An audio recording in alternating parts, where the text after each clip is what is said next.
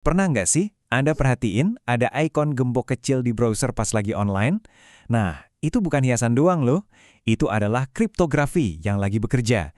Ilmu yang luar biasa buat ngejaga semua rahasia digital kita tetap aman. Yuk, kita bedah bareng-bareng gimana cara kerjanya.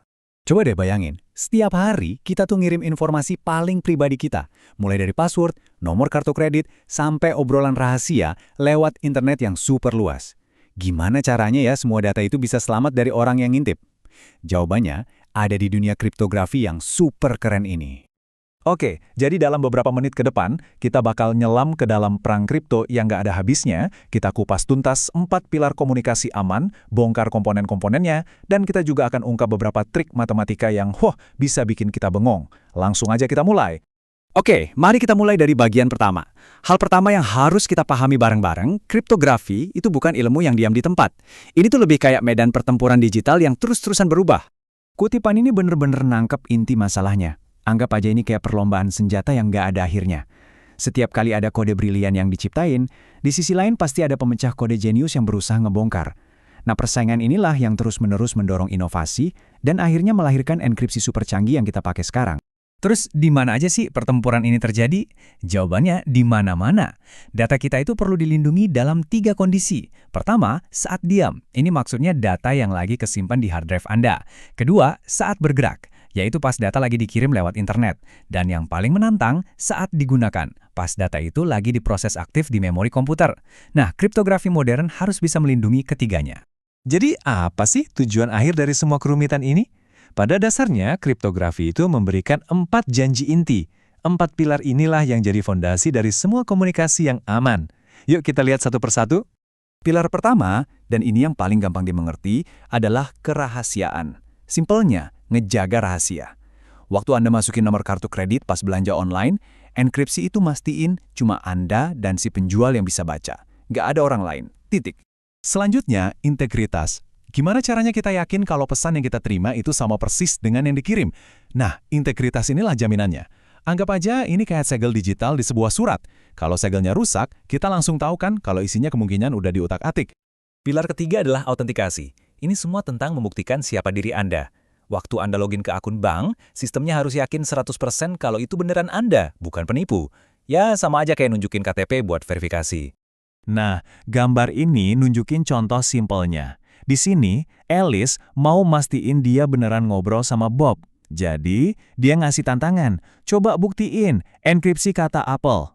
Karena cuma Bob yang asli yang punya kunci rahasianya, dia bisa kirim balik jawaban yang benar, misalnya jadi lepa. Dan Alice pun jadi yakin kalau lawan bicaranya asli. Dan pilar terakhir adalah nirpenyangkalan. Wah, katanya agak ribet ya, tapi idenya simpel kok. Ini soal menciptakan bukti yang nggak bisa disangkal. Waktu Anda tanda tangan kontrak digital, Anda nggak bisa tuh nanti bilang, loh, itu bukan saya. Tanda tangan digital itu ngiket Anda ke tindakan itu. Oke, kita udah tahu apa tujuan kriptografi. Sekarang waktunya kita lihat gimana cara kerjanya. Sebenarnya, setiap sistem kripto itu dibangun dari beberapa komponen dasar yang sama. Alurnya kira-kira begini. Kita mulai dengan plain text atau pesan asli kita. Pesan ini terus dimasukin ke dalam algoritma, yang sebenarnya adalah resep matematika buat ngacak-ngacak. Nah, resep ini butuh satu bahan rahasia yang disebut kunci. Hasil akhirnya adalah ciphertext, pesan yang udah keacak dan nggak bakal bisa dibaca sama siapapun tanpa kunci yang tepat. Nah, disinilah letak salah satu ide paling penting dan mungkin agak aneh kedengarannya. Namanya prinsip Kerckhoffs. Prinsip ini bilang kalau keamanan sejati itu bukan datang dari nyembunyiin algoritma atau cara kerjanya. Justru sebaliknya, kita harus berasumsi musuh kita tahu persis cara kerja sistem pengacakan kita. Gini deh, bayangin aja kayak gembok. Pabrik gembok kan nggak merahasiakan cara kerja gemboknya. Desainnya bisa dilihat siapa aja. Keamanannya itu nggak terletak di desain gemboknya, tapi di keunikan kuncinya yang cuma Anda yang punya. Dengan ngebuka algoritmanya ke publik, para ahli di seluruh dunia bisa nyoba ngebobol, nyari kelemahan, dan ujung-ujungnya malah bikin algoritma itu jadi lebih kuat. Jadi, semua keamanan sistem bergantung pada satu hal, ngejaga kerahasiaan kuncinya. Terus, seaman apa sih kuncinya? Coba deh lihat angka ini. Itulah jumlah kemungkinan kombinasi buat kunci enkripsi standar 128 bit. Angkanya tuh banyak banget, saking banyaknya sampai kalau kita mau nebak satu persatu yang disebut serangan brute force, itu butuh waktu miliaran tahun dengan teknologi sekarang. Gila kan? Itulah kekuatan matematika yang ngelindungin rahasia kita.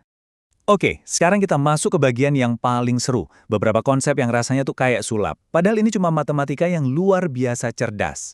Kriptografi modern itu banyak banget bergantung sama yang namanya fungsi satu arah. Maksudnya, ini adalah operasi matematika yang gampang banget dilakuin ke satu arah, tapi hampir mustahil buat dibalik. Contoh klasiknya, ngalihin beberapa angka prima raksasa. Komputer manapun bisa ngelakuin itu dalam sekejap. Tapi, kalau saya kasih hasilnya, terus saya minta Anda cari lagi angka prima aslinya, wah, itu masalah yang susah banget, bahkan buat superkomputer sekalipun. Nah, ini ngebawa kita ke sebuah teka-teki yang keren banget. Gimana caranya Anda bisa ngebuktiin kalau Anda tahu sebuah rahasia, misalnya password, tanpa pernah ngasih tahu password itu sendiri ke orang lain? Kedengarannya mustahil kan? Yuk, kita pakai analogi klasik ini. Di sebelah kiri ada Peggy, di kanan ada Victor. Di tengahnya ada gua berbentuk cincin dengan pintu ajaib yang cuma bisa kebuka pakai kata sandi rahasia. Peggy ngaku kalau dia tahu kata sandinya, dan Victor butuh bukti sebelum dia percaya.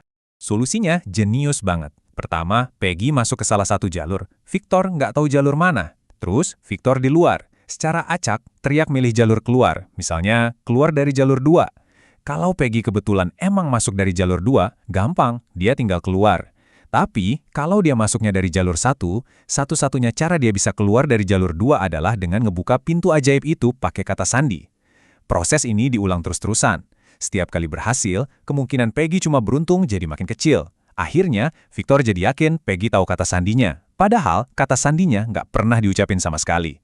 Inilah inti dari bukti tanpa pengetahuan, atau zero knowledge proof.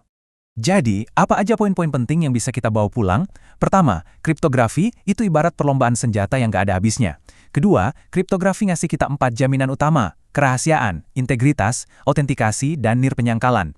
Ketiga, ingat analogi gembok tadi, keamanannya ada di kunci, bukan di desainnya. Dan terakhir, matematika yang cerdas bisa menciptakan hal-hal yang kayak sihir. Contohnya, ngebuktiin rahasia tanpa harus ngungkapin rahasia itu.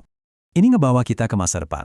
Teknologi baru kayak komputasi kuantum itu punya potensi buat mecahin banyak sistem enkripsi yang kita andalkan sekarang.